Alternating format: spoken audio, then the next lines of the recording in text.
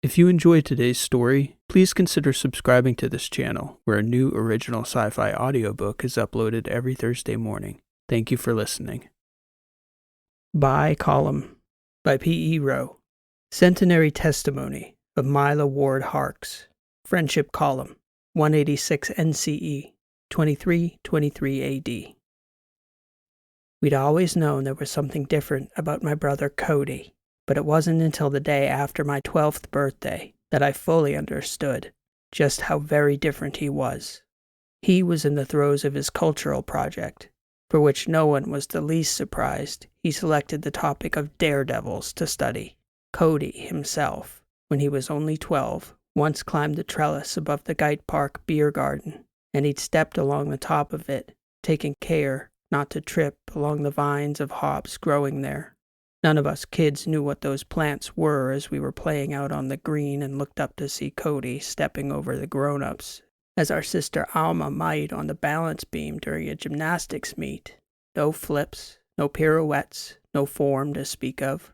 Cody just walked for the sake of walking, where no one else would think to venture, causing a ruckus as the adults tried to shout him down before he fell onto their tables, spoiling a quiet afternoon. He didn't fall, though. It was always in him back then, and the day after my 12th birthday, as I said before. He was 17 that time, and the call came to my mother, who was with us at home, overseeing our lessons. She flew into a frantic state when the safety officer called and told her that Cody was in the ag column, climbing up the central spire. One of the workers there had noticed damage to some of the lettuces on the lower level. She'd followed the trail of damage upwards with a drone over 100 meters and was shocked to see a boy, which the city's narrow AI immediately identified as Cody Ward. He was hanging from the growth cage, climbing. We kids thought it was brilliant. We erupted in laughter and joked about Cody grabbing us fruits before Mother scolded us and ran out the door, leaving us with our tutoring programs. We were shocked and confused by the way she'd reacted. None of us perceived that there could be any danger at all. While the others were debating, I ran out our flat and headed for the ag column myself, and the rest of the younger children followed, even down to Zoe, who was only 4 at the time. We came streaming into the column's public access, one by one, each of us looking up into the greenery, which seemingly extended upward infinitely, unto that strange optical point where all the walls and cylinders seemed to merge into a single green spot, beyond which nothing was discernible. The great cavern of greenery. At first, I couldn't see anyone there. There was no one out front. It seemed as though nothing out of the ordinary was happening at all. Then I heard voices in the distance, emanating from the far side of the central pillar, and up above I could hear the whisper of the ag drones floating up and down. They immediately began to scan the walls, the cylinders, and the spires for Cody. In my mind, a child's mind, I couldn't imagine that a person could climb any higher than the height of the climbing wall in the gymnasium complex in the Alagoas column, where Cody was a fixture, of course, being among the best competitive climbers in all the columns. Even that height was impossibly high for me to imagine climbing, 50 meters up the competition routes. I scanned downward from about that level to locate Cody on the various walls and cylinders of the ag column, walking toward the voices, my younger siblings in tow. We still thought it was some sort of fun stunt, an exhibition of the sort Cody would pull off to get everyone's attention. As I approached the group of adults at the center of the column, I saw my mother, 2 of my older brothers, Liam and Foster, Mandy, my oldest sister, the boss, and all the staff of the lower section of the ag column. Mom took one look at me, her eyes flushed with tears. She instantaneously shifted moods, from some emotion I'd never seen before to an all too familiar parental indignation. "Mila Iris Ward," she said in that unmistakable tone. "Just what the hell do you think you're doing coming down here?" And she looked over my shoulders to see the rest of the clan arriving fast on my heels. Mom just looked at Mandy and shouted in a tone I'd never heard from her before, "Get them out of here, now!"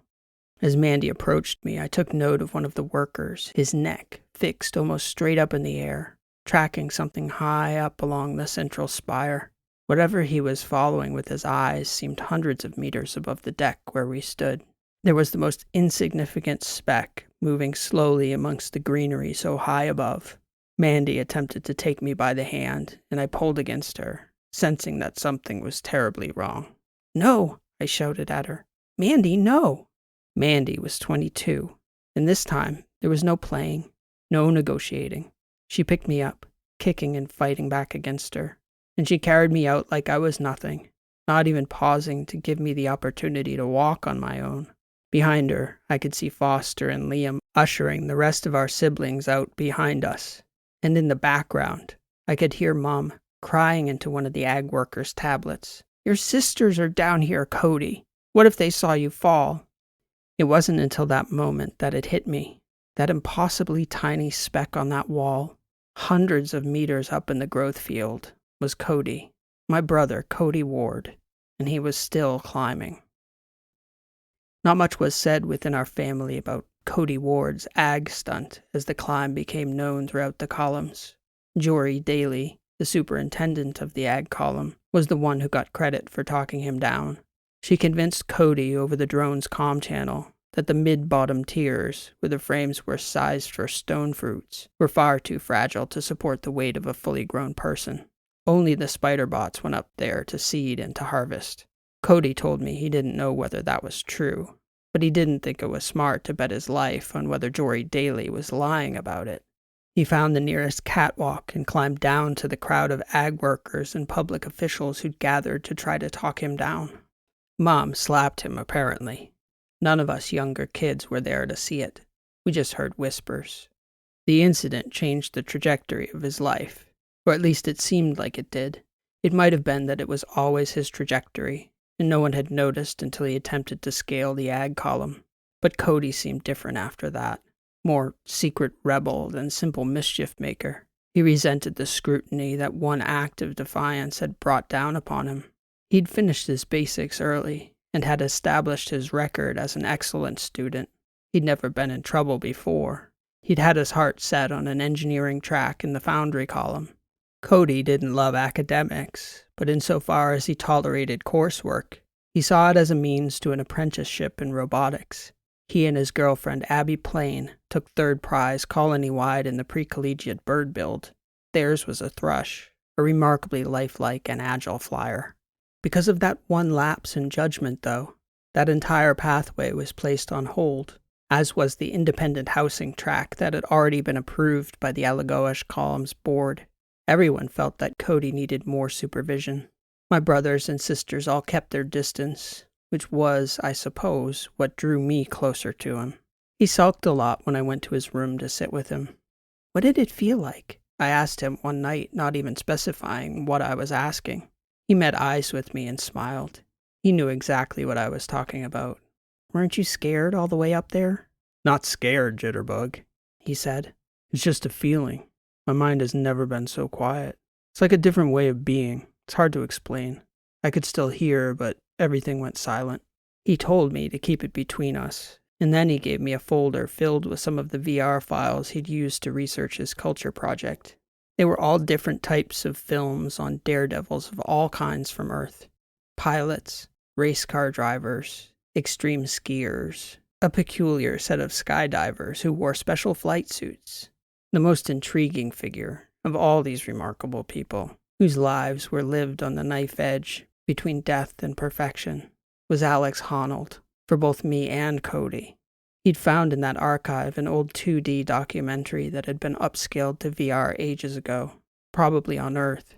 It captured the day when this young man scaled the face of a mountain called El Capitan in America with no safety measures. He climbed for hours at the peril of death from the smallest slip, surmounting the entirety of the rock face in just under 4 hours. As I watched his story, I wasn't sure what was more unbelievable: the utterly breathtaking scale of the mountains of Earth, or the impossibly courageous attempt to scale a 1,000-meter rock face without so much as a rope for support. After watching this strange and miraculous drama unfold, even at barely 12 years old, I could see what Cody couldn't then. That young man wasn't just fearless. He was meticulous in his preparation, and well-studied. I knew this because I had a friend at the time who was an obsessive figure skater. Alex was like Prescia McKenna, who at any spare moment, at any place, at any time, would strike a pose, walking through her routine, mouthing her movements, inner edge, outer edge, jump, land, toe, heel. And I saw the same in that young man, who knew every place on that 1,000 meters of rock he needed to set his fingers and feet. Cody was just 17. He didn't know anything. "They're not mad at you for doing it, Cody," I told him. "They're mad because you didn't know what you were doing." He got upset at the accusation. "I've only been climbing all my life, Mila. All my life. The fruit racks are 1,000 times easier than the climbing wall. Everything's a ladder in there." "But you didn't know about the weight of it, whether it could hold you, did you?" "How do you know about any of that?" "I overheard Mandy and Foster talking about it with Dad. You didn't know, did you?" He didn't answer. "That's why they're so upset, Cody. Alex never would have done that. He never would have started without knowing everything. Every step, every move." "Are you mad at me, Jitterbug?" he asked. "Only for not telling me first, I guess." "I think she was lying about the fruit racks, Jory Daly. I got my hands on the bottom of them. They felt solid enough. I think they lied to get me to come down." He sulked about it for months. Not just the consequences, being stuck at home for another year, and the monitoring, but it was the way everyone looked at him differently, as though he'd set out to cause everyone so much trouble. Nobody understood the motivation. As strange as it sounds to say it now, though, I did. I understood. I'd watched all those people flying around Earth in their silly fabric flight suits. Cody had been saying it for years. Here in the columns, we were shipmates aboard a ship in a bottle, hermetically sealed. Cody Ward wanted to fly, and he was born, as we all were, into a world without a sky. It was in that last year, when Cody was still at home, that he took work with one of the engineering units framing the interior of the newest column. The project hadn't taken a name at that time. Cody and the rest of the crews just called it the 13. Outwardly, Cody seemed to be sorry for his stunt, and he did everything asked of him to rehabilitate his standing within the community. When people were watching, he didn't so much as look up at the superstructure of the columns. He met people with eyes fixed on the level. Privately, though, I knew he was still contemplating, waiting, figuring out when it would be safe for him to start plotting his next climb. The safety measures for the framing units were quite strict. There wasn't even an open staircase in the new column as it was going up, and exposure was limited to senior workers. Cody's climbing background meant he was accustomed to fall gear, but it wouldn't be years before the engineering team even gave him a chance to qualify. He took me down to the site one weekend when everything was shut down. I'd seen pictures of the early columns as they were being constructed, but it was a different sight to see with my own eyes.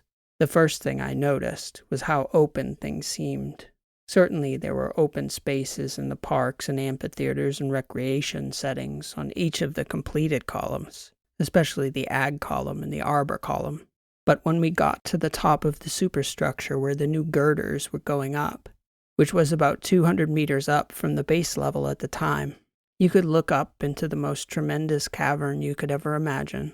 It was almost unfathomable, 800 meters to the ceiling, and from the center of that enormous rock cylinder, it was a full 250 meters to either wall. I hadn't started running competitively at that point, but I could see the scale in the empty column, even more so than in the athletics level in the Alagoas column, where the track merely circled the football pitch. The walkways around each of the columns were 4 times that, but you could never see what that distance looked like anywhere but here. The only other place I'd ever been that approached the enormity of this empty column was the Elliott Hall in the Griffin column. That and the illusion of the sky sim at night. "What do you think, Jitterbug?" he asked me from the top of the stairwell. "Pretty amazing, right?" "I mean, it's the biggest place I've seen that's not in VR. "That's our column too, I guess. Or it was like this about 60 years ago." I was struck by the yellows and oranges in the rock. Very few of us who weren't engineers ever really saw the walls outside the framework of the columns. It was striking to know that just outside the spaces we all took as the boundaries of our lived reality, there was this raw rock edifice holding our world inside. "It's weird, Cody," I said. It's probably the smallest I've ever felt in a place, yet somehow I've never felt so closed in. The city? Or I guess each column, little sister. They're all built on illusion, tricking the eye into thinking we live in a normal place. I stuck my nose to the cage to see if I could see the interior of that vast rock cylinder without any of the thin metal bars in my peripheral vision. I had to close one eye to do it. Then Cody let me stand on his shoulders so I could look upward toward the cranes hanging from the ceiling of the column, hundreds of meters up. I got dizzy, as though I was staring into an abyss upside down. I never saw that visit as anything other than Cody showing off the fact that he had access, and maybe at the time it was just that. I hadn't climbed so many stairs in my life, though, and I remembered that peek behind our society's curtains the following year when I first walked the triangle. The triangle foot race, such as it was for me at 14, ran down the tube lines between Griffin, Avery's, and the Ag column, a 30-kilometer course at daybreak on the third morning of Carnival, the only time all year when the trams didn't run. For me, it was another look at the facade. The tubes, of course, seemed so much longer than I'd ever imagined, because my only perspective before then was from inside the tram, zipping past at speed. The wall paintings, which always seemed so perfect and dynamic, animated artwork acting out the shared history of our people, of past histories on Earth, of the voyage of our founders. These murals were part of my everyday life. On foot, though, there was no way I could ever run fast enough to even see a shape, a fragment, a figment of all those dynamic stories and images and colors that I knew by heart. Here, they were just long blotches of color that extended onward, like I was on the inside of a tremendous striped worm that couldn't make up its mind about what color it wanted to be. As I walked and periodically jogged, I played at trying to figure out which colored stripes were which part of which story or picture. I never took another tram ride again without imagining both perspectives as we sped past in our clear compartment. After that, I was in awe of the winners of that race, not just in the adult category, where the winner that year set a record, finishing in just over an hour and a half, but in the juniors division as well, where one of the older boys from Bimini column broke the 2-hour mark. That first race for me was a half-day affair, a social engagement with friends. None of my friends, though, ever wanted to run the tunnels again. I couldn't wait to get back in there. But next time, I was going to go fast. I had visions of blurring those lines on the wall back into shapes and images. I wanted to set records, to scratch my name onto the wall at the entrance to the Griffin Tunnel with the other winners. I don't remember seeing Cody that day, but I must have. I'm certain we didn't discuss it then, though, because I remember his surprise several months later when I told him how obsessed I had become with running. I think that was after my first podium at a grade-level track meet. I have a vague recollection of him being encouraging. I was seeing less and less of him that year because he had moved out on his own by then, and I was engrossed in my basics courses, athletics, and activities. He offered to train with me in the mornings, which at first I was reluctant to do. I get up early, Cody told me, long before the rest of the city gets up. He was restless. His alarm went off at 4, I remember him telling me. He would get in a run at the 13, circling the open walkway at base level, and then up the stairs. Cody had to finish his run long before any of the workers showed up to get the site operational again for the day. Then he went to the climbing wall. After that, he went to work. Cody's program sounded insane to me then. As my first fall semester of basics continued and I got more serious about running, all the lines on my coaching app suggested more training, and getting up early was the easiest way to fit it into my schedule. I still remember our first day, my hands on my knees, gasping for air after half a lap, while Cody pushed by me effortlessly 2 more times. Then he went charging up the stairs like an animal, completing 3 repetitions as I circled around the skeletal girders of the outer framing. We were just kids then. I think he was 19 or maybe barely 20. Yet here we were, starting every weekday training. For him it was for climbing meets, For me, it was the triangle. I was determined to win the girls' juniors before I graduated. By the end of that first year training with Cody, I'd begun my serious development as a runner. I graduated from merely finishing all 3 laps as an accomplishment to running all 3 laps on a program of some sort. Interval training, timed distance, form work, all through the coaching program that took movement analysis, data analysis, rated me, and prescribed my next workout.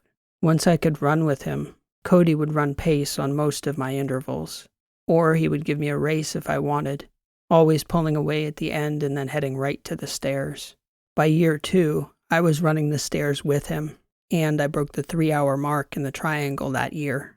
There were only 4 other girls in the entire columns ahead of me, only one of whom was my year in basics. I couldn't help but keep track of Cody's successes on the climbing wall. By then, there were only 2 men in the city who were even competitive with him. It seemed he was faster going up the wall than he was running alongside me in the 13 each morning. It was as though Cody morphed into some sort of spider-like creature, its arms and legs spread outward over the wall far beyond its frame, and gravity would take a 6 to 20-second break, depending on whether he was running 15, 30, or 50-meter routes. He would always shrug it off whenever anyone expressed the justifiable awe at such athletic feats. "This isn't even real climbing," he would say to me in private. "It's fake, like everything else around here." I was too young then to know how to push back against him.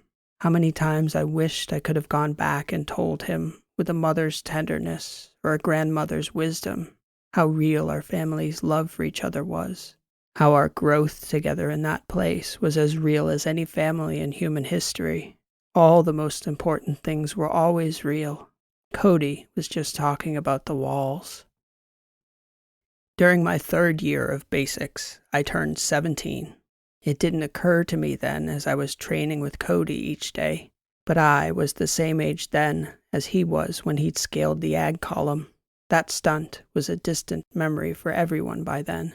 Even in our family, it had become more of a joke than any point of family shame or consternation. Even Mom thought it was a little funny in hindsight. We were still meeting at the 13 each day. I'd placed 3rd for juniors the previous year in the triangle. In that upcoming year, I was gunning both for victory and a juniors course record. Cody would come out to pace me, but we didn't run together for most of the workout. While I was running, he would sneak off into the superstructure. It happened a little at a time. He'd just say, "I'm going to step away for a bit, Mila," and he'd vanish for a half hour or so. As it became more frequent, I asked him about it. "I'm climbing," he told me. "Just a few sections that I couldn't do in the open halls." "You're wearing a harness, right?" I asked, referring to the drone-based safety gear speed climbers would wear on the wall in lieu of a rope. They couldn't stop a fall, but they lowered fall speeds dramatically enough that a fall from even a great height wouldn't be fatal. He smirked when he answered. "Of course, Mila. What do you think?" The truth was that I wasn't sure what to think. He had grown more responsible. He'd been a fixture on the framing team for 5 years by then, and never had a safety violation. He was practically living with his girlfriend, Abby, whom he'd converted into an avid climber. Cody seemed responsible, grown up. The teenage stunts seemed to be far behind him. But one morning, I decided to skip my intervals and head straight for the stairs after warming up. By then, the framing for the column was entirely completed, and sometimes I'd attempt to run it before the workers arrived. 1,000-meter staircase from bottom to top. That was a monster workout I needed to tackle in intervals. 2 flights jogging, 3 flights walking, 1 flight sprint. I heard him before I saw anything. It sounded like there was a malfunctioning robot out in the gap between the outer frame and the rock edifice of the column. I couldn't exit the stairway without Cody's thumbprint, so I climbed another 5 flights to see if I could get a better angle, and I waited, listening. It was about 600 meters up, I guessed. Then I saw Cody climb from the outer thermal shaft into the gap in the framework of the column, where the heatsink and ventilator units had yet to be installed. He was wearing a harness, but still, those shafts ran straight down. I waited for him at the entrance while he keyed into the stairwell with his thumb. "Cody," I said. "What the hell are you doing in the air shaft?" "It's the only contiguous climb from bottom to top." "Would that thing even fire for long enough to catch you?" I asked him, gesturing to his harness. He shrugged. "Why wouldn't it?" "They're designed to slow a fall when people are bouldering below the red line at the gym. Not 600 meters up in the air shaft." "You still fall at the same speed, Mila. Believe me, I know." "But what are you doing in there?" "You know what I'm doing. I'm going to climb this column before the air system goes live next year. I do a section at a time to test the wall in there, to feel the pattern, repeat it and perfect it as each section goes up." In the moment then, as difficult as it is to admit now, I said nothing more about it. Cody was so self-assured. He walked with such overwhelming confidence in what he was doing that I didn't challenge him. I had a terrible feeling in my gut about what he had been doing under my nose. Even though I knew that he intended to climb the whole column, I did not think, or at least I did not know for sure, that he intended to free climb it without a harness, and I did not ask. I merely hoped. He looked at me that day, in that stairwell, so early, it couldn't have been later than 5:30, and in his eyes he declared without saying anything that he believed we had always had an understanding, and he begged me not to be betrayed, hinting at the shame he would feel for me if I went outside the wordless pact and told our secret to our whole tiny self-contained world. All this with a look as he passed and began to walk down, skipping steps at a time, leaving me to contemplate my place as brother's keeper. I remember thinking that very phrase on the way down, brother's keeper, and thinking, Cody Ward will not be kept, not by anyone. The concerns I had over Cody's venture dissipated over the next several months. I won the juniors at the Triangle and set a course record. And though we celebrated the accomplishment, both Cody and I had the same mindset, that I had one more year to go. One more year to put Mila Ward's time so far ahead of past holders that future runners would think twice about even trying to catch me. The stripes on the wall never did get shorter, though. The morning after winning the Triangle, I was back at the 13 with Cody, training. We weren't racing anybody else anymore. We were competing against ourselves. That was the focus. A few weeks after the Triangle, though, I found myself struggling to focus. I kept thinking about our little society, about humanity, all those people on Earth. I could keep pushing myself and beat every woman in our bottle world.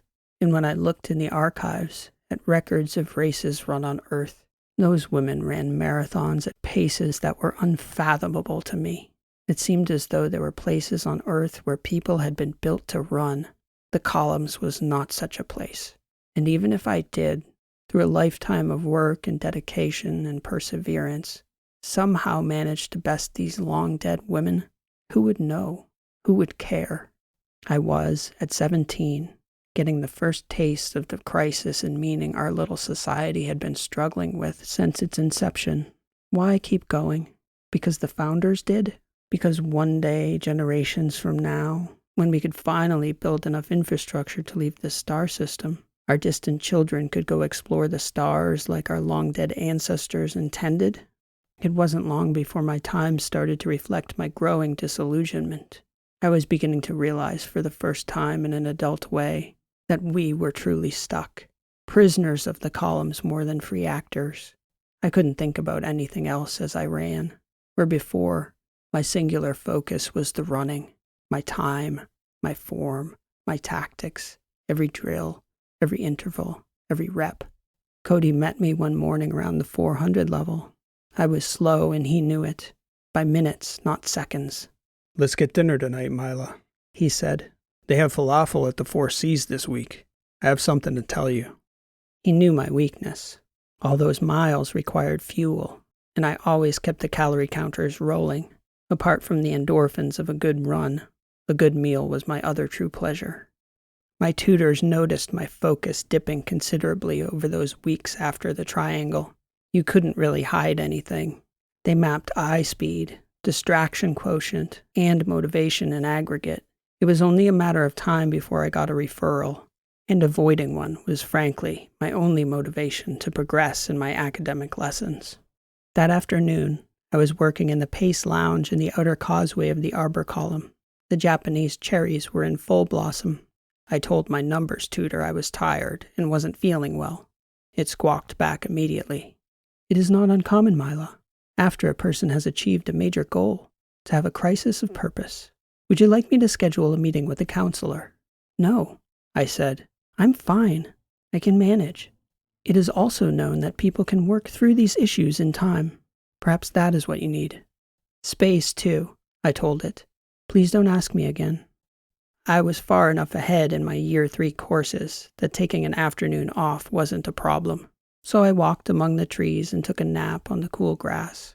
In the afternoon, I met with a few friends who were just getting out of dance class. We talked about our futures, our plans for 4th year and after.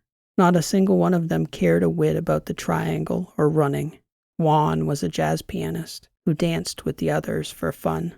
Yesa and Fryer were dancers. The falafel was crisp and salty and delicious. Cody and I were both so hungry and engrossed in the food that we hardly said 2 words to each other until I was stuffed. I wasn't sure whether I was just that hungry or whether Jory Daly was doing something different with the tomatoes and cucumbers, but I could not stop eating the salad. I'm not going to tell you when I'm doing it, but I'm going to climb the 13, Cody blurted out. Then he looked up at me to gauge my reaction. What do you want me to say? Nothing, really. I just wanted you to know. I feel like someone should know. But if I told anyone else, they'd never let me try it. You're going to free solo it? He nodded. I sighed. I know what's bothering you, Mila. About the climb? No. Since the triangle. It's all the same stuff. It does bother me, Cody. It does. I remember. You could fall. That's why Mom and all them were so scared in the ag column. Mom won't know about this till I'm done. I'm going at night. It'll give me a full 8 hours after knockoff. Honnold did it in 4, and that was real rock. You're not going to try to catch him, are you? Rush for the time? No, it's not the same. Even if I was faster, which I won't be. The first thing I'd say if anyone else did it was that the climb's just repetitive. Same moves over and over, no nuance. No one will ever equal Freerider. Then why do you have to do it free, Cody? See, I told you I knew what was bothering you. That's it right there, bottle fever. Bottle fever? Yeah, that's what one of the guys on the frame team calls it. I looked up similar things on Earth. They got it too. People living on small islands or isolated communities. Only they could go on a trip or something. Yeah, but I bet they didn't do what you're doing to cope. Some people did, sure. They used to have sword fights and shootouts, drive fast cars, swim in the ocean with sharks. Nothing's new here except us, sealed in, worshipping the bravery of the very ancestors who sealed us in here. I thought you'd given up on all that daredevil stuff, Cody. No, you didn't. You just ignored it and pretended I was doing something else. You should understand. You're just as obsessed. You just haven't figured it out yet. What do you want from me? You want to climb it and you're so sure nothing will happen. Why even tell me? I want somebody to understand. Everybody pretends like me climbing the ag column was so crazy they can't possibly comprehend it. Then they pretend that this life is satisfying, that there's no gigantic hole in all our lives. It is crazy, and I don't understand it, Cody. I don't. You could just climb it with the harness on. What's the difference? There's a difference, he said. Believe me. I shook my head. In all the research I did on daredevils, I found out there were a ton of scientists who studied them, their psychology. They gave all kinds of plausible explanations for the behavior. Neurological, evolutionary, biochemical, cultural. You know, the best reason I ever encountered in my research about why they risked death was from the mouth of a big wave surfer who was asked by an interviewer why he dared to ride ocean waves the size of skyscrapers. Do you know what he said, Mila? I don't know. Yes, that's exactly what he said. Those 3 exact words. I don't know. The universe makes us who we are. It is for us to be.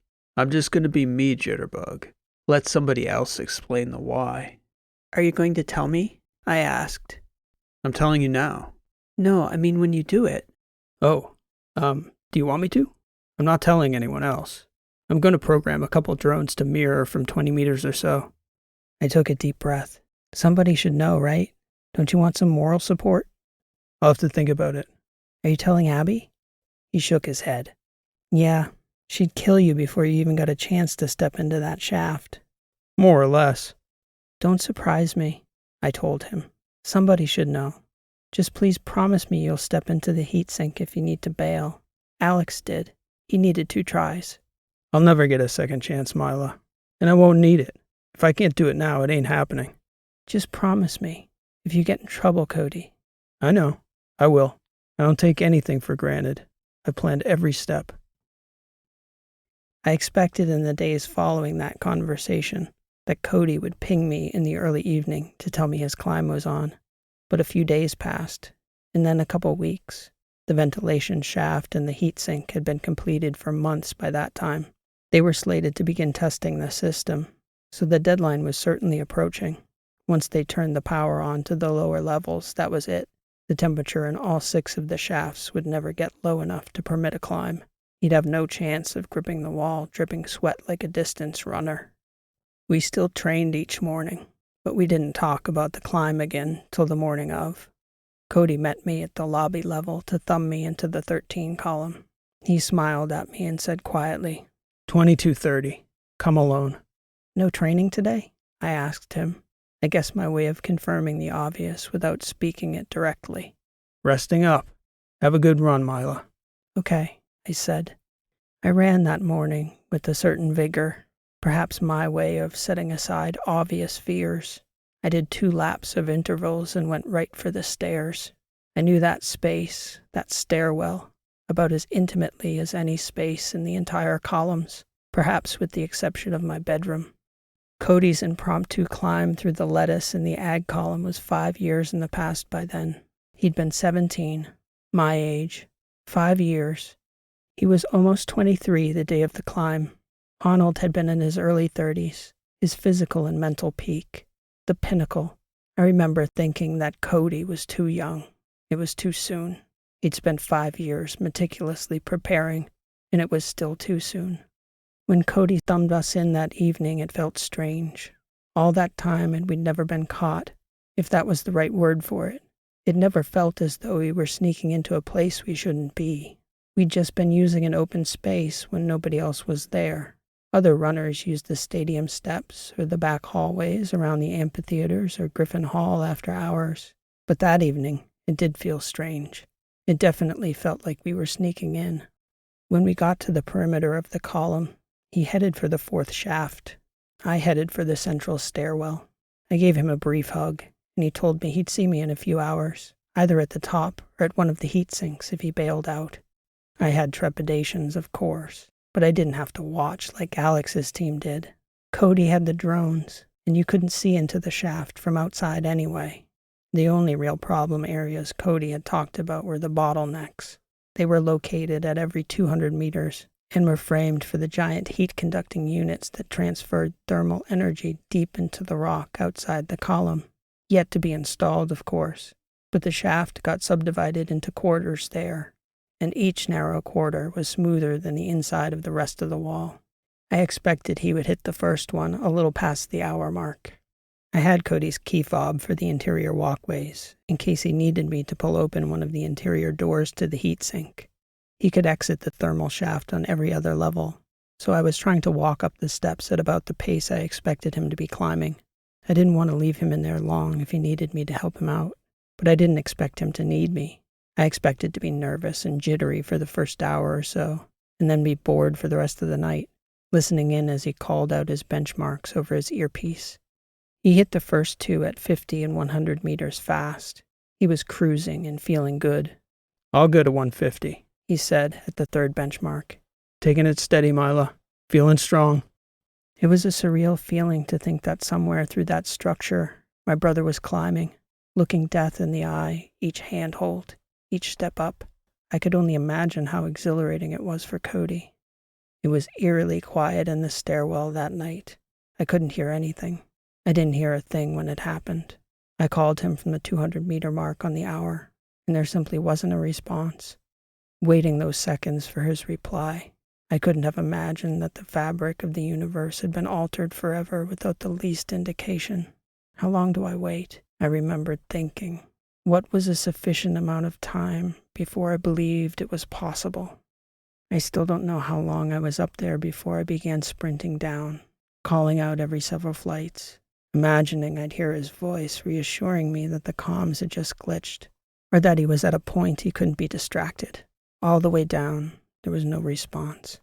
I sprinted to the 4th thermal shaft, prying open the service access as I'd seen Cody do 100 times before. It was brighter in there than I'd envisioned, bright enough to burn the sight into my memory forever. Still, I couldn't believe in that last innocent moment, the impossibility of tragedy in our bottle world. It could not be Cody there, broken and lifeless. My heart was racing, but my emotions hadn't caught up. He'd landed on his side. The right side of his face had hit the ground, shattering his skull almost to the midline. I knelt and touched his shoulder, and still I didn't believe. "Cody," I said, gently shaking his upper shoulder. His left eye was open, the white of it flushed with blood, but I remember thinking that his iris, the light gray, the black of his pupil, and the clear shining orb of his cornea were a perfect glass marble, sublimely beautiful. "Cody," I said again, shaking him. That was when the truth hit. I had never experienced a moment like that, when so much changed irrevocably in an instant. I didn't know what to do. I called my oldest sister Mandy and told her to get Foster and Liam so they could help me carry Cody home. They didn't understand why I was telling them he was dead. I don't remember the words. I remember being torn about leaving him when they got to the door at the base of the 13. I had this image in my mind of Foster and Liam picking him up in a blanket and carrying his body home. For a while I was confused about it, but I never did leave Cody's side to open the door for the safety personnel who arrived. Afterward, for the longest time, I remembered seeing Mandy and Foster in the thermal shaft with Cody's body that night, but it had never happened. That false memory. They never came inside. The pain I carried I could never have imagined. Cody's loss was impossible to bear. He was my closest friend. He was the only one who'd have stood by me then, who'd have cared nothing for the things people said about me. Before the fall, my worst fears couldn't have touched the pain of losing Cody. And my imagination had only gone that far. I never imagined they'd blame me for it, and I'd never have guessed what would have come flooding out of me in return. Contempt. I was in far too much pain for public scorn to even register. And then, my own family, my mother, my father, my brothers and sisters, it seemed that no amount of contrition was enough to soften their resentment of me. It grew so uncomfortable, I could not wait for housing to come through. And I felt in those moments that none of my siblings or former friends would take me in. I slept for 3 weeks in a quiet and conspicuous corner of Pallady Park in Friendship Column, where I knew none of the faces, though surely they all knew me. And still, every day I ran. There'd been no serious crime in the columns in generations. There was talk of a trial, though it was debatable what charges could be brought. I wondered exactly what punishment they could levy against me that would be worse than being imprisoned inexorably for the rest of my life in a society that regarded me as they all did then. I ran harder and harder. I knew that Cody, as angry as I was with him then, he'd have had no tolerance for me quitting on his account. And as I ran, I thought about this life. In some ways, our existence in this place was no different from any person's on Earth in the days before technology, before science, born into a chain of humanity, fixed in a link that captured them in place, hardly significant to the whole, with no movement, no understanding of the stars, much less their place in them. Here we were, far out in the stars, with an understanding of our place, but no possibility of changing it, no enemies, no predators, no risk of famine, exposure, or natural disasters. I wondered sometimes, imagining I was speaking with Cody as I ran, whether we could truly be people if we never felt the wind or the rain, never heard thunder or the sound of birds, real birds singing in the trees.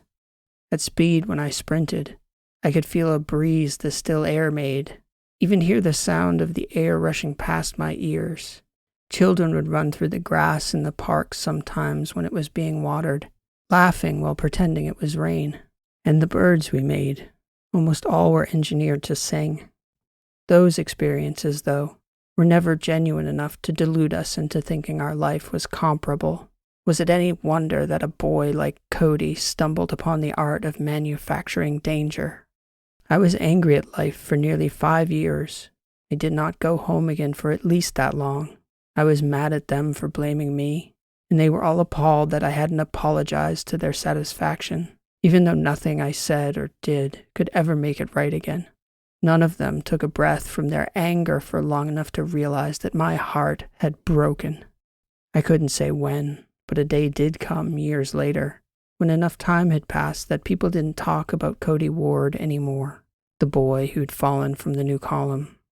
That new space opened around then, the residences, the recreational areas, the dining outlets. The 13 became the preferred placement for all the graduates and young couples for many years after. They named it Baye Column, after the longest tenured city manager in the history of the columns. She was born some 4 generations after the founders arrived here, and had been long forgotten by everyone except our city's most tedious functionaries. I have lived long enough now that this history, too, is all but forgotten. I am a great-grandmother so many times over, it is almost impossible for anyone to imagine that the name Mila Ward, scratched as it is still onto the Griffin Tunnel wall, could possibly belong to me. I don't know whether my siblings talked to their children about Cody. I know I didn't. It was too painful. As my centenary testimony neared, I debated going down this course. The expectation is for the occasion to be joyous, to tell stories of the grand times of our youth, and to exhort our children's children's children to rejoice in theirs. That is the expectation. Everyone's smiling. It's hardly a time to speak of the dead. But I look around and see a society of such gentle creatures that when we do regain the capacity to crawl back out of our hole, I fear we will only scare at the sight of our shadows and scurry back inside. The nearer I get to joining him, the more I remember of my brother, Cody Ward. And the more I remember, the more I think he must be remembered. For in order to emulate, we must first remember.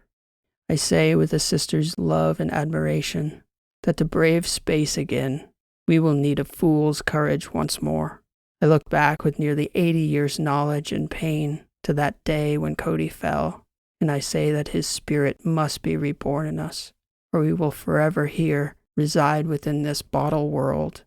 This, though, will never be a matter of our choosing, so I ask you to speak it to your children. The decision is now theirs. Test the walls. Test your fate. We do not need to brave death each day to be courageous, but we must be courageous.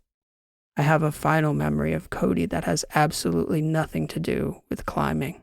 He was about 10, so I would have been 4 or 5 at the time. We were lying on our backs, out on the field under the sky sim, looking at the clouds, and he was trying to make me understand that it wasn't the real sky. I remember asking him, "How do you know it's not the real sky? And what is the real sky if it's not that?" "It just looks like it, Bug. If it was the real sky, all the rooms in the world would fit under it." "That isn't possible, Cody." "Yeah, but all the columns are in a rock, and there's a sky over that rock too, up on the surface. How could a sky go over everything? The same way the stars go on forever. It just does." "I don't believe it," I told him. "You will someday, Bug," he said. "It looks so real." "There's also a place, Mom says, somewhere up there where the stars meet the sky." "I don't think so," I told him at that point, just to annoy him. He stopped talking and lay there with me on the grass, looking up at the clouds as I tried to picture an edge to the universe where the sky touched the stars. That's how I choose to remember my brother Cody now. If he is anywhere waiting for me, that's where I want him to be. Baye Column. This has been an original story written and read by P.E. Rowe. Thank you for listening. I hope you enjoyed the story. If you did like what you heard, please show your appreciation by liking, subscribing, and leaving a comment. Every like, comment, and new subscription helps me to continue to grow and reach new listeners, and is much appreciated by the author. If you're still here listening and haven't subscribed yet, I hope that if today's story didn't sway you, you'll come back soon and give me another opportunity to earn your subscription. I have a growing collection of other sci-fi stories like today's freely available on this channel and on my website, rowlit.com. I've put together collections of my stories if you're interested in getting portable, ad-free access to my sci-fi shorts, and it's a great way to help support the creation of more stories like today's. The first collection, The Prospectors, contains some of the channel's earliest uploads, and the second collection, Failsafe, contains more recent works. Both titles are available in paperback, ebook, and audiobook formats, and can be accessed through the links in the description. I hope to catch you back here next week for another new story. Thanks for listening. This has been P.E. Rowe, and I'll see you next time.